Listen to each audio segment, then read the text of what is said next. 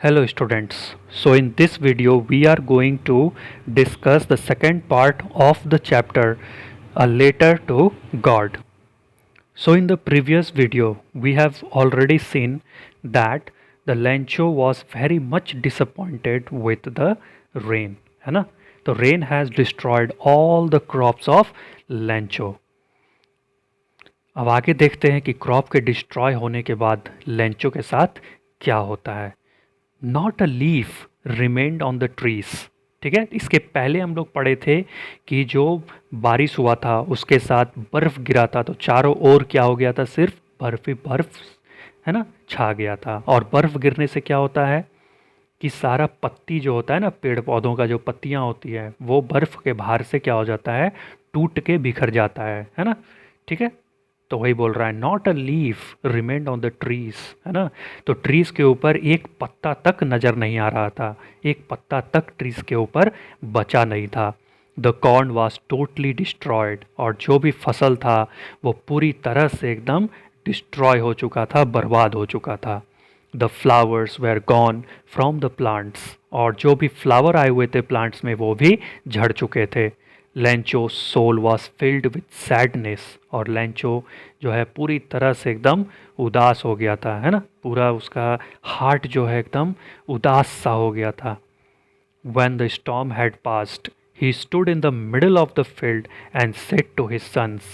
और जब स्टॉर्म चला गया तब वो बेचारा अपने फील्ड के बीच में खड़ा होके अपने बच्चों से क्या बोलता है, a plague of locusts would have left more than this, है ना. तो क्या बोलता है, अगर लोकस्टस लोग का भी अगर महामारी आता तो भी हमारा इससे कम ही नुकसान होता. लोकस्टस क्या होता है, एक इंसेक्ट्स होता है ना, ठीक है, जो कि आता है ग्रुप में आता है और वो सारे क्रॉप्स को खा जाता है, पत्तियों को वो खा जाता है, बर्बाद कर देता है. ठीक है, तो वही बोल रहा है कि ये जो रेन से जितना डिस्ट्रक्शन हुआ है उससे कम डिस्ट्रक्शन तो होता अगर लोकस्टस ही आ जाता, तो कम से कम कुछ तो बचता.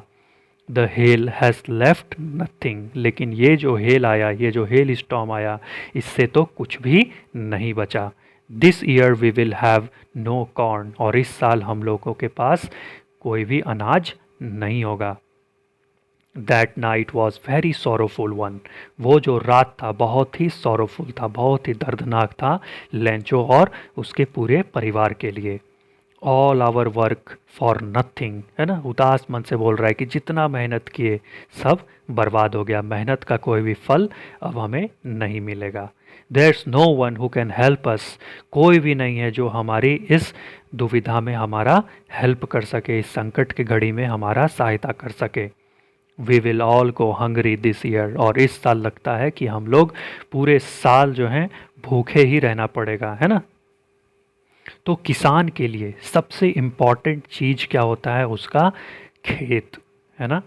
Farmers are totally dependable on their what fields, है ना.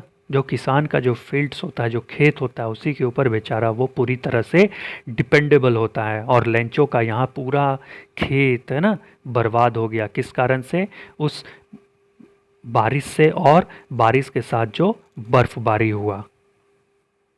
But in the hearts of all who lived in that solitary house in the middle of the valley, there was a single hope, help from God. ठीक है, लेकिन जो solitary house था, solitary house किसको बोलते हैं, जो कि भीड़ से अलग हो, है ना, एकांत में हो. ठीक है, तो इसका भी घर जो एकदम एकांत में था, सुनसान में था.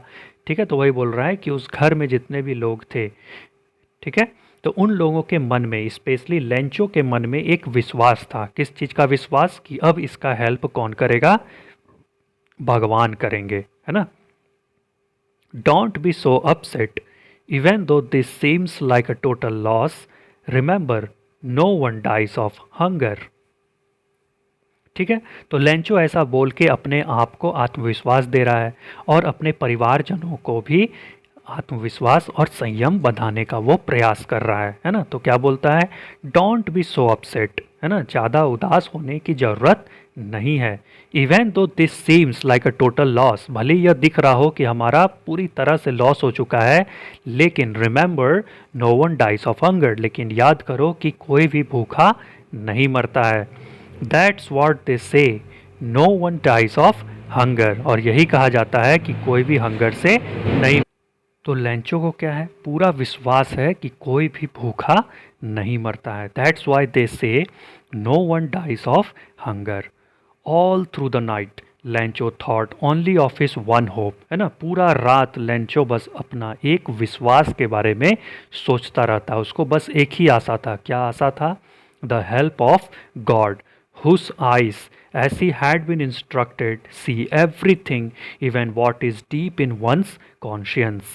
ठीक है, इसका क्या कहना था, है ना, लेंचो क्या सोच रहा है कि अब उसको कहाँ से हेल्प मिलेगा? गॉड से हेल्प मिलेगा, जिसके की आंखों में, मतलब क्या कहना चाह रहा है कि भगवान के नज़र में, है ना, भगवान के नज़र से कुछ भी छुपा हुआ नहीं रहता है। भले ही भगवान को कोई कुछ बोले ना, लेकिन भगवान हमारे मन के आवाज़ को भी सुन लेते हैं, ऐसा लेंचो का मानना था। ठीक है, इसी को बोलते हैं फेथ, इसी को बोलते हैं विश्वास, है ना। कोई प्रूफ कर सकता है कि उसके मन में क्या चल रहा था? नहीं कर सकता है। कोई प्रूफ कर सकता है कि भगवान ही आके उसका हेल्प किए हैं? नहीं कर सकता है। ये क्या है? एक विश्वास है, एक ऐसा विश्वास जो आदमी को क्या देता है? आत्मबल देता है ना। ठीक है, चलो, तो help of God whose eyes as he had been instructed see everything. तो जैसा लेंचो को पता था कि भगवान का जो आँख होता है वो हर चीज़ देख सकते हैं, even what is deep in one's conscience, और यहाँ तक कि जो हमारे अंतर मन में है वो भी भगवान जान सकते हैं। Lencho was an ox of a man.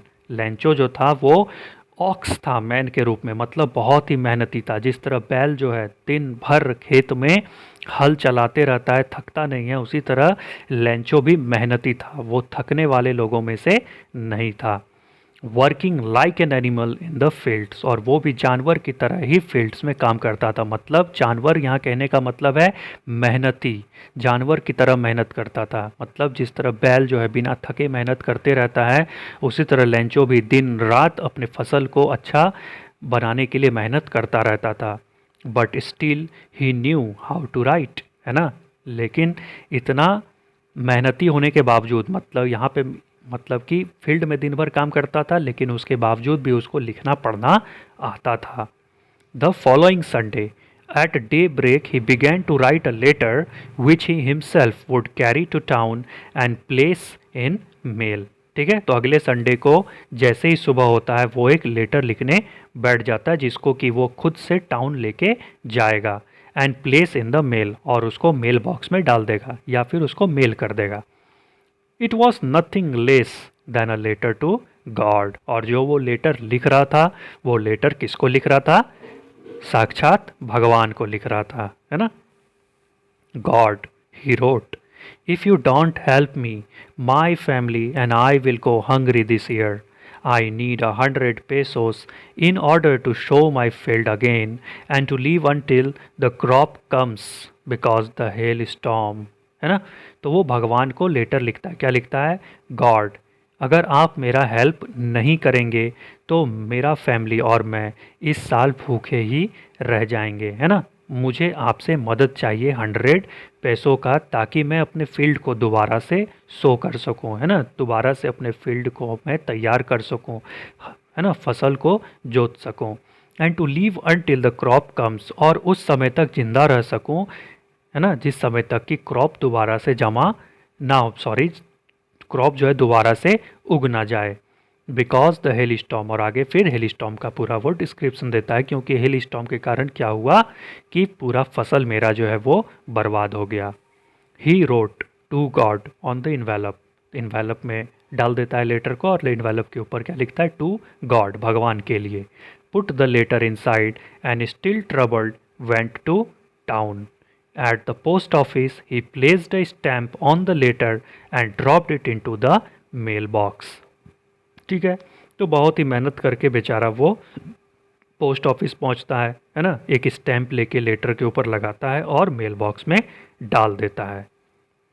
अब इसके आगे फिर क्या होता है? मेल बॉक्स में लेटर डालने के बाद उसका मेल बॉक्स से लेटर भगवान तक कैसे पहुंचता है, कौन ले जाता है ना, पहुंचता भी है या नहीं, इसको हम लोग देखेंगे अगले वीडियो में। तब तक के लिए have a very good day.